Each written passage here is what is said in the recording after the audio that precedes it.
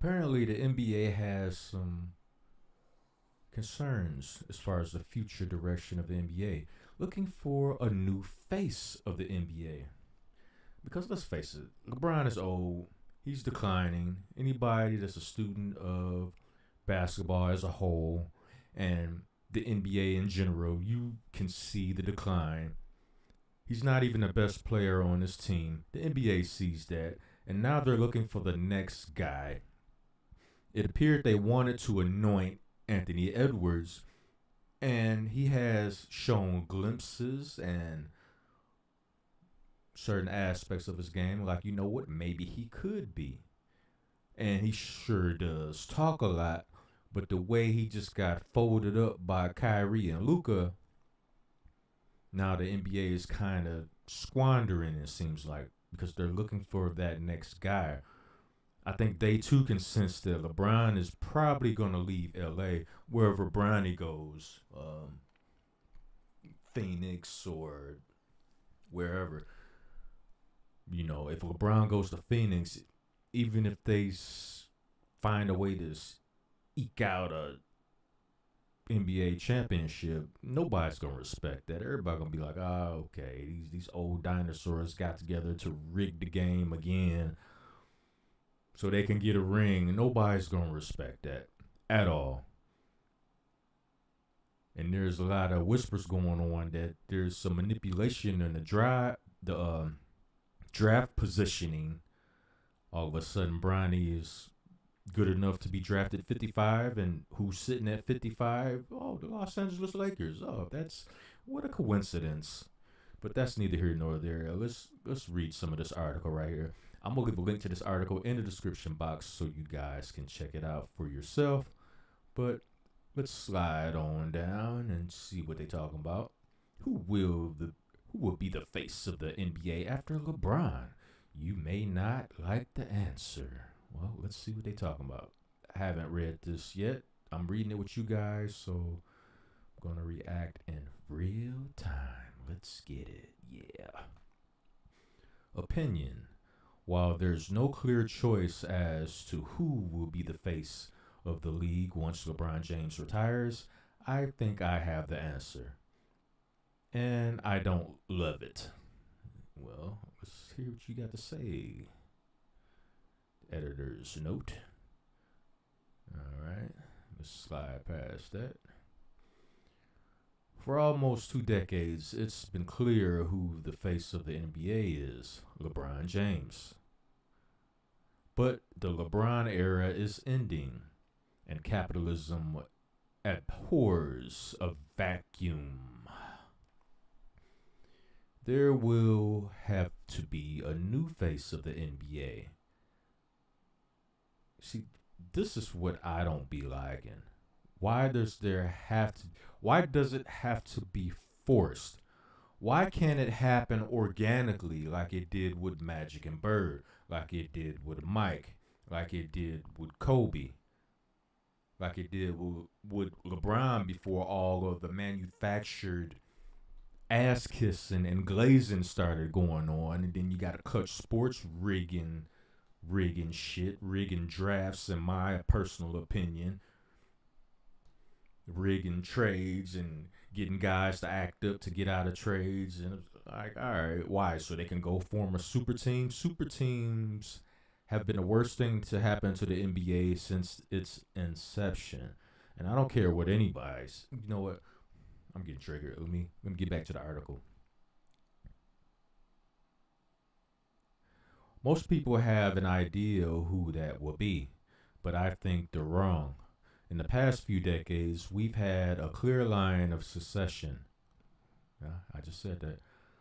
In the 90s, it was Jordan. And at the end of his career, it was clear that Kobe Bryant was next.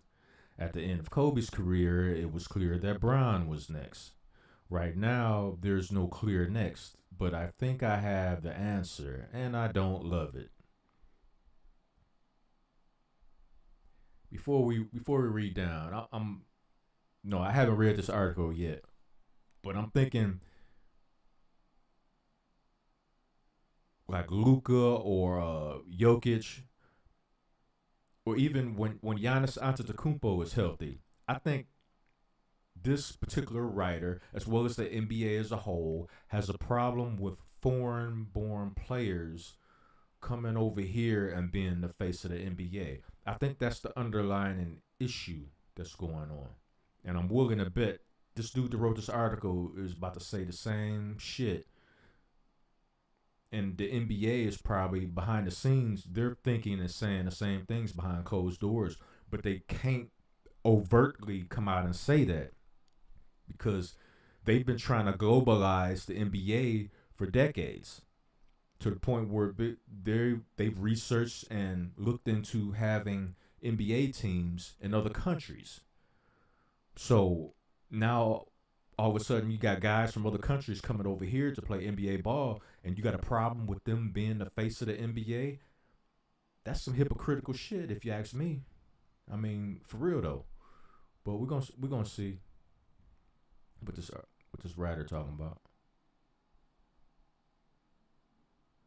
When I say the face of the league, I mean the most famous person in the sport. Someone who is revered by real NBA fans and also known and respected by people who are casual fans. You know you're talking about the face of the league when you're talking about a player who has crossover fame.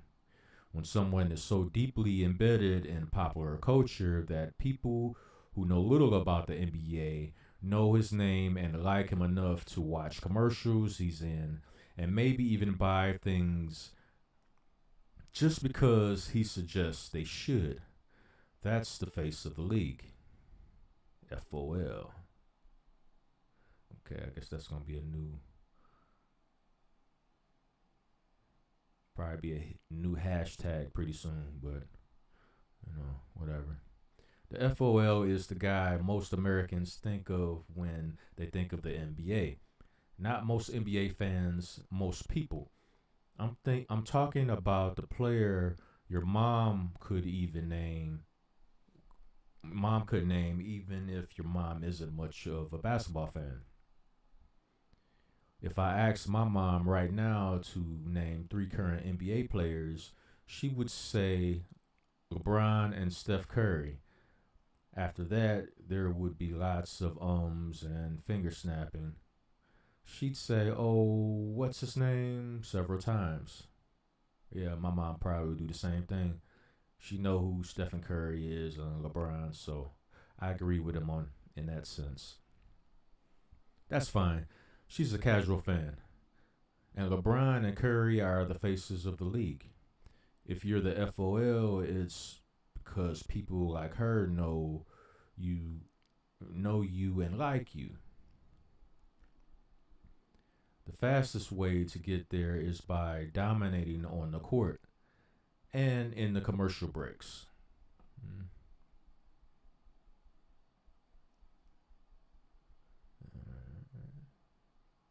Bear with me. The FOL is always the one with the most commercials. If you have the largest number of major brands rocking with you, you're the FOL. In between timeouts, we get a little Chris Paul and maybe one Shea Gilgis Alexandra spot, but we see a lot of LeBron and Steph hawking all kinds of things. To get to that elite level, several things must happen. You have to play in the finals. You got to be seen on the biggest stage in order to be recognized by a gigantic amount of people. You also have to be the star of your team. On a side note, this is why, see, Kyrie can go out and ball his ass off in the finals. The Dallas Mavericks, as a result, can destroy the Celtics. Kyrie can clearly, by far and away, be the best player on the court on both teams. And I guarantee you, the Mavericks win NBA Finals, they will find a way to give the MVP to Luka Doncic. And I like Luka. He's a baller. I don't have no personal gripes against him. I don't have anything against him whatsoever. But the issue that I'm having is the over the board outlandish criticism that was levied at him just by sharing a link. And we all share links, whether we agree with it or not. It's to engage with people, get people to have feedback. At the time, I don't even think he had even watched it. And it was for the point of getting feedback. What do you think? Have you seen it? Oh, and this is how we get to talking with each other. And they just took that all the way far left. And then you got people like Stephen A. Smith jumping on a bandwagon and levying personal attacks against Kyrie. And just all these people coming against Kyrie and Nike dropping them. And it's just the whole thing just spiraled out of control and just went completely overboard. And this is why I think, because I'm predicting the Mavericks to win the NBA Finals. Luka might ball out. He might even deserve the Finals MVP. I'm just saying, if Kyrie is clearly the best player on the court throughout the series, all that other stuff shouldn't come into the decision of giving him the MVP. I don't want no politicized MVP because you got some personal gripe against this man. It's not really warranted, really, but that's another story. But I hope Kyrie wins Finals MVP, and I hope the Mavericks stomp the Celtics because a lot of their fans are racist as shit. Go all the way back to the 60s and shit, how they used to, 50s and 60s, how they used to talk to the black players. Like, nah, I ain't forgot. Man, it's still a large trace of that in that fan base. I don't respect them at all. And they talking about fuck Kyrie. Nah, fuck y'all. How about that? Hoe ass. Anyway, I get triggered sometimes. Y'all gotta forgive me. Where was we at? You know what I'm saying? Yeah, we can start off. We'll start off. To get to that elite level, several things must happen. You have to play in the finals. You got to be seen as the biggest. You have to be seen on the biggest stage in order to be recognized by a gigantic amount of people. You also have to be the star of your team. You also have to play in a way that's exciting to watch, so people are tuning in to see how you do your thing. I'm talking about the aesthetics of how you play. You also have to have some personality, some charisma, and no major off-court craziness. It helps a lot if you play on a team in a large market, but that's not necessary if you're big enough. So you have to be alpha yet humble, a killer on the court, yet squeaky clean off. A silky athlete who seems fun to be around. A winner. And telegenic. Sounds like Kyrie to me. But, I'm thinking on some other, I'm still triggered. All right, let's get back to it. Earlier this season, I thought Anthony Edwards was about to become the next face of the league. I kind of thought that too. He was on a nice little roll. He was on a nice little roll. He could have been that, but his legs died on him. I don't think he was really, truly ready for that cardialistic grind of the playoffs. But I will give him credit. He played 79 games. A lot of these dudes be on that low management crap. Like I said, I'm going to leave the rest of this article in the description box. You guys can finish checking it out for yourself. I say all that's to say this. Good riddance to LeBron. You heard me. Me, personally, I'll be glad when he's gone.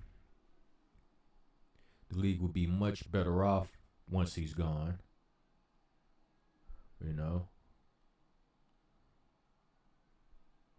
And it'll progress in a positive direction, which would be great. We can see all this clutch Clutch Sports just rigging the game and rigging the message, and LeBron wanting to start a podcast so he can control the narrative and control the message. All that crap will go out the window because he would no longer be the face of the league. You're not the best player in the league anymore. We can finally get rid of you. And that would be so lovely. But that being said, y'all let me know what y'all think. The end of the LeBron era and the NBA panicking because they don't know who they want to crown the next guy. Personally, I think they should just let it happen naturally. Why do you have to force feed the fans? The fans will gravitate to whoever they like. That includes the casual fan. They're going to be at somebody's house. They're going to be at a bar, sports bar, whatever. They're going to be at a get-together. The game going to be on in the background. They're going to ask one or two basic questions. They're going to watch for a couple minutes, and somebody on that screen will jump out at them. They'll ask that player's name. They'll look on their phone, find commercials, this and that. Might start giggling at the commercials. Now all of a sudden they're more intrigued. And in the future they will remember that player's name, and they'll be looking for that player because that player will pop up in commercials sooner or later. And now you've indoctrinated a casual fan. That's the natural way, the natural progression of how it happens. You don't have to force it. But y'all let me know what y'all think down in the comment section. That's all for today. This is Uncut Sports, no feelings. Hit the subscribe button, sub the channel, hit the like button, share the video, hit the Cash App, support the channel. $Cobra Clutch 357, and I'm out.